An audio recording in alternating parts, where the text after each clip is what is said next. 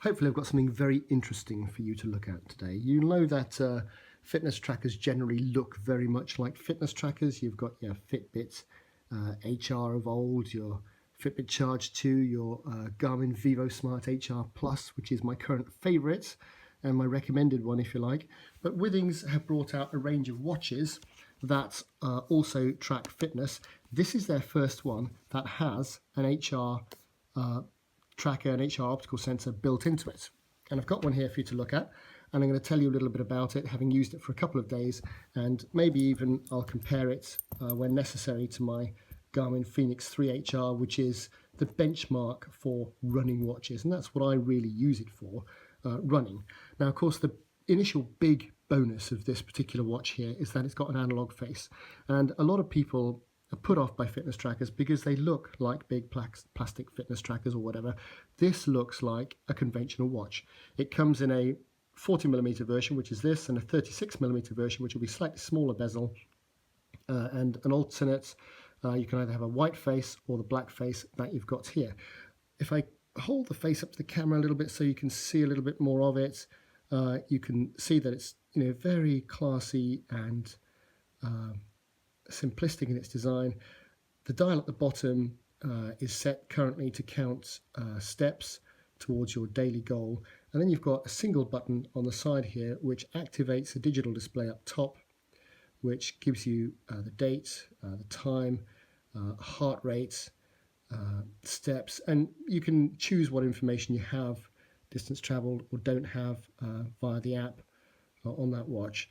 And the HR tracker at the itself is on the bottom, activated there. Very nice looking timepiece. After a couple of moments that will switch itself off. Comes with this rubber band, which not a huge fan of myself, but of course pretty good for running with. You can of course change the bands. You can order very high class bands from the Withings website if you want to. I'm sure you can buy some third-party bands. In terms of its other functionality, as well as measuring your heart rate, it'll measure your calories burned or estimate your calories burned based on the input about yourself that you put in, distance travelled in kilometres or miles.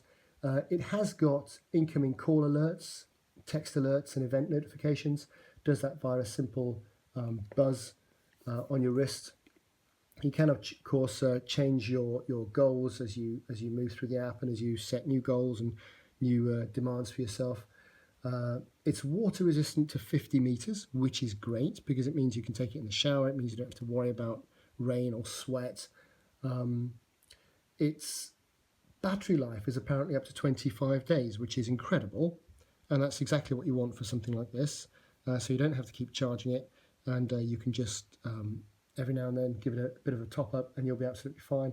And of course it's got a silent alarm with a gentle vibration. Now let's start with that alarm. It's only got one alarm setting, so unlike other watches where you might be able to set multiple alarms, multiple days, multiple variations, you've just got the one alarm. That's a little bit of a drawback for me because I do like multiple alarms. And the other thing of course is now you can see that the HR monitor is switched off. And that's because it isn't constant HR monitoring. It samples your HR throughout the day and then gives you an average. If you want the HR to be on constantly, you have to actually start performing an exercise whereby you squeeze it and then the HR will come on constantly. And when you've finished running or walking or whatever you're doing, you squeeze it again, 2 buzzes, and it turns the constant HR off. For me, that's a big shame. It's something, again, which you don't get constant. You only get sampling with the Garmin devices, which is a bit of a shame. The Fitbits are the only ones that seem to do the continuous HR tracking, which I really like, and I wish they would do it, or at least give you an option to do it, apart from entering an exercise. The other thing which frustrates me about this, it says it's got a 25-day charge time, which is great, but the charging device itself I find very difficult to use. You can see there's those 2 silver blobs there, which you have to align with those 2 silver contacts there. Sounds very easy, but it doesn't sit in there that easily. It kind of wobbles a bit, and when you have found it, you'll feel a little bit of a magnetic, there we go, got it there, but it's so light that if you just move it even slightly, it moves. So if you're not on a flat surface, or if you've got things on your desk or wherever you're trying to charge it, you're going to have a little bit of trouble. You will get it, but it's just a bit of a fiddle, and quite frankly, you wouldn't want to be doing that more than every 25 days anyway. In terms of the rest of the functionality, I say its big selling point is that it's an analog watch, a very pretty analog watch. And once you change the strap away from this nasty little rubber thing, in my opinion, you might find yourself with a very classy watch that doesn't look like a fitness tracker at all. In terms of its performance, I've done a couple of 10K runs with it, and it tracks things kind of differently. I'll give you some stats now. I wore both of these. My Garmin I wore with a chest strap and with a foot pod. In terms of steps for 10K, the Withings reckoned I did 8,600 steps for 10K, and the Garmin reckoned I did about 9,400. So again, a bit of a difference on the run. In terms of daily steps, my Withings brought me out at about 16,110, whereas the Garmin is about 18,100 odd. So again, a significant difference there. I can't account for it. I don't know. I mean, you would have thought that they would be able to be a bit more consistent than that, but they're not. I'm guessing that the running was more accurate on the Garmin because I had a foot pod, which the whole purpose of which is to measure your stride and number of strides and cadence, etc., etc. In terms of calories for my run, strangely enough, even though the Garmin had me doing more steps, it had me doing less calories, 522 calories for a 10K run versus 693 for the same 10K run on my Withings, according to the apps. It may well be that the Withings is including calories you burn just by being alive, whereas that the Garmin is just giving you the additional calories burnt. I don't know, who knows? But there are those differences there. At the end of the day, none of them are military-grade devices. That's something you've got to bear in mind. Do I like it? I love the fact that it's analog. I really like the fact that you've then got access to additional information there if you want it.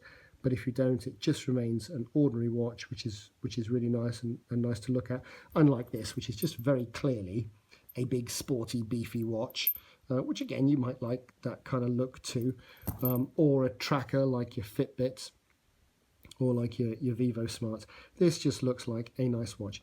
It isn't a sapphire crystal display, and I don't think there's an option yet, which again is a shame. And you have only got this shiny steel, but you know it's a nice watch. It comes in quite pricey. It's at launch more expensive than both its competitors, the Vivo Smart HR Plus or the Fitbit Charge 2. If you think they're its competitors, I don't know. It depends where you're coming from, I suppose. But it's a different concept. And if you're looking for a watch, you've got a dial down there, of course, which is configured to show you at a glance how you're progressing towards your daily steps goal. So not doing too bad at just over 8,000 steps. What can you say? It's very nice. It's sleek. It's elegant. It looks quite nice on the wrist. You can get, as I say, a slightly smaller bezel size if that's what you want to. I think Withings have done a good job. Withings are very good at identifying niches in the market and filling it with products that do the job very well. From my point of view, would I use it daily? I probably wouldn't, only because for running I can do a lot more with this, and I can configure this to give me access to interval training, etc., etc. If you check out my reviews on the Fitbit Charge 2 and the Vivo Smart HR Plus, which again would be my recommended fitness tracker, they've just got a little bit more functionality in terms of GPS, etc., etc. The last one has anyway. But I like this. I like the look of it. I think Withings are going in the right direction. For me, it's just not quite my styling, and there, of course, is an issue, because I like watch faces. I like analog watch faces, but I like certain types of analog watch faces, and it's probably not this one. But if it's you, then that's great. It does do a lovely job, and it is a lovely change on the plastic Fitbit tracker look. You've definitely got a nice watch here. If you can handle the fiddly charging, which is not that much fiddle really, it integrates well with the Withings app. And if you've got a pair of Withings scales and some other bits and bobs, check out my review on the latest Withings body cardio scales, which are fantastic.